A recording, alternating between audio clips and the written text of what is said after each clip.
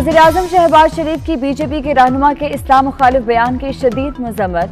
Tweet किया कि प्यारे नबी अकरम सल्लल्लाहु अलैहि वसल्लम की ज़ात पाक के बारे में बीजेपी के रहनुमा के बयान की शदीद मज़म्मत करते हैं।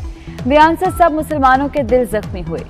बारहा कह चुके हैं कि मोदी के इक़्तिदार में मजहबी आज़ादियों को कुचला और मुसलमानों को इंतकाम का निशाना बनाया जा रहा है।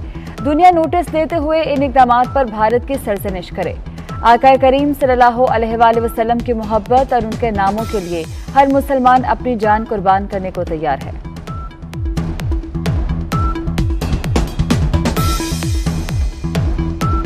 साल जो हुआ, जिसकी वजह से जहाँ पर मुल्क यहाँ पहुँचा, उसका भी कोई हिसाब लेने के लिए ना कि मुझसे ही 1.5 महीने का हिसाब लेना है।